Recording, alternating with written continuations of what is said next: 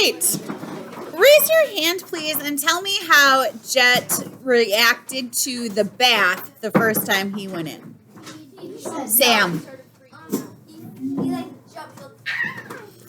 He freaked out.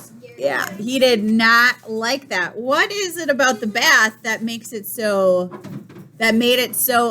unenjoyable for him? It's over lava. It's very, very, very, very hot. And if you're not expecting that, then it's a problem. Should he have realized that it was as hot as it was? Yes.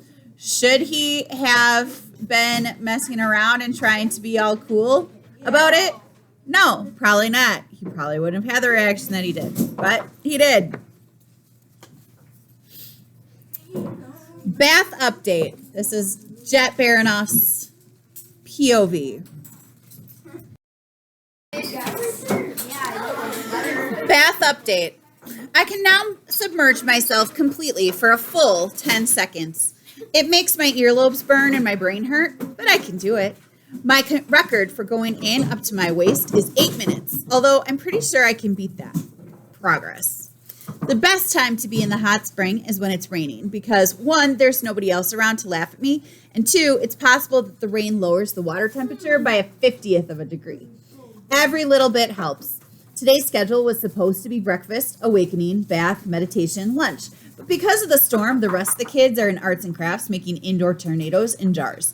I'm fine to ditch so long as I rejoin the group in time for meditation. Nobody ever ditches meditation except Brooklyn. As much as I'm considered the rebel around here, she's the one who actually is one. It's not that she has a bad attitude like me. Instead, she has this uncanny ability to treat the whole oasis like it's something that doesn't apply to her. I wish I could figure out what her deal is. Oh well, it's probably not that interesting anyway.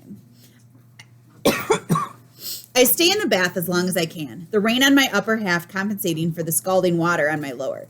It's surprisingly not terrible, relaxing almost. I'm kind of grooving on the cool, hot contrast, and for a moment, I can see what Grace likes so much.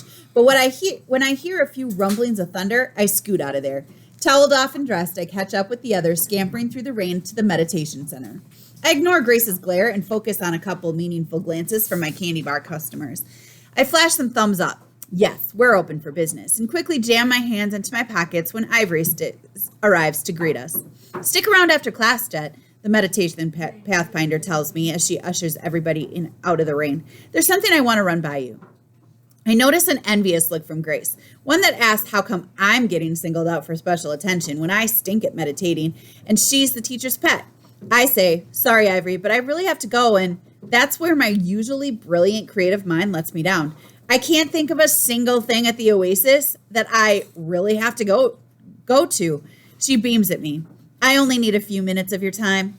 Class is even more awful than usual. When you're facing one-on-one time with Ivory, the last thing you want to do is clear your mind. She's the kind of person you want to stay alert with. Nimbus can be annoying with his goofy philosophies and his pillars of wellness and his being whole, but he's basically a nice guy. His number 2, on the other hand, creeps me out. What's this about? When Ivory dismisses us, I burrow into the center of the group and try to shuffle out the door with everybody else, but an iron grip on my wrist holds me back. To make sure I go with her. As soon as everybody else is gone, so is Ivory's cover girl smile. Follow me. What does a cover girl smile mean?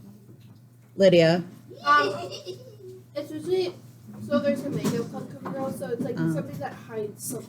Yeah, like so it's hiding it's something. kind of like a mask or whatever.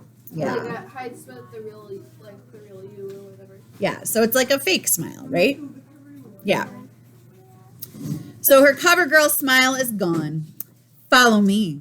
To make sure I go with her, she half drags me out of the group meditation room and into her office. I'm getting nervous. What's up? Wordlessly, she shuts the door. I'm surprised at how dark it gets, and I realize that there are thick curtains over the windows. Ivory is. Ivory is the second person in charge after Magnus. I was like, if that's one of the kids, they have their own office? No. She's a pathfinder. She pulls something out of a desk drawer and holds it under my nose. It's a Snickers wrapper. Explain this.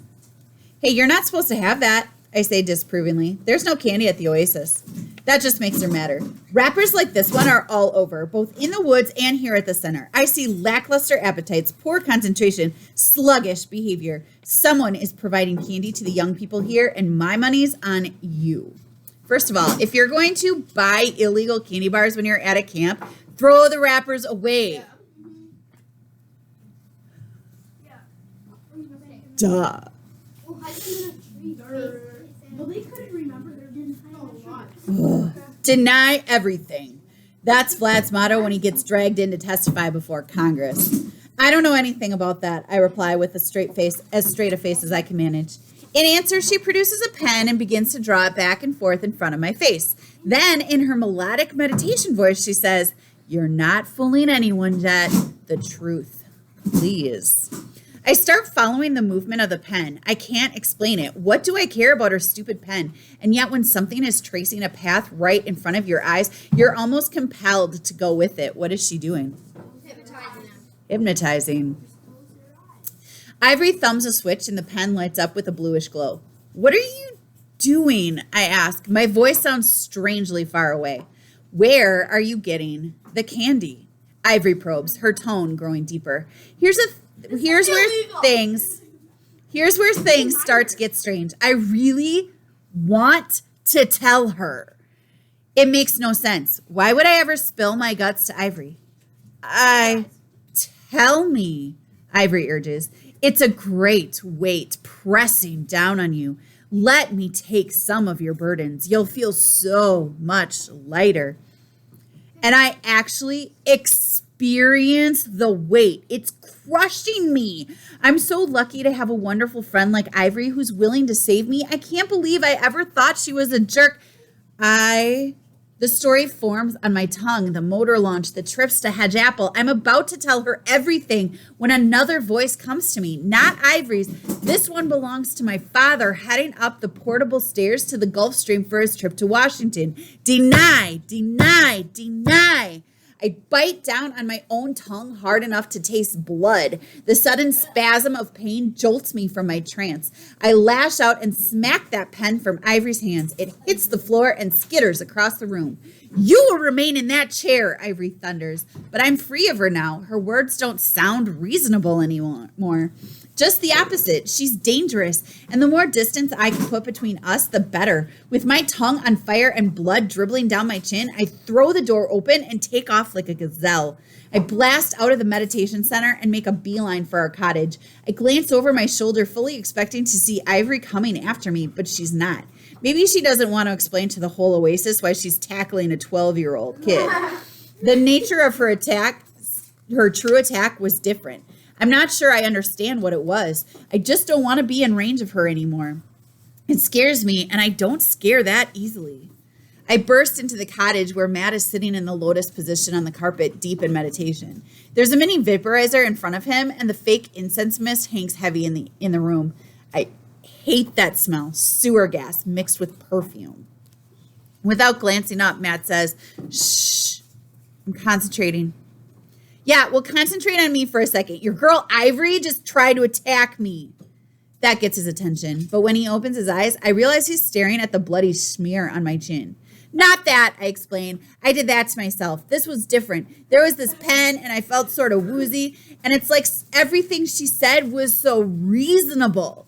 The events in the darkened office tumble out of me, and I'm aware that I'm not making any sense. But the feeling is so close, I can almost reach back and touch it.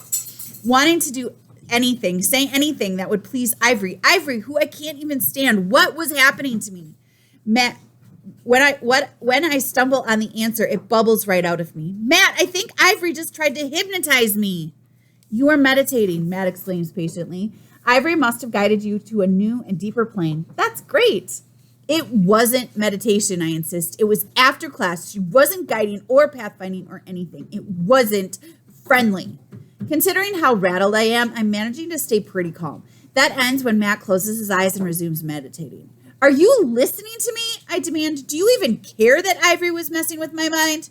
"You're misreading things," he murmurs.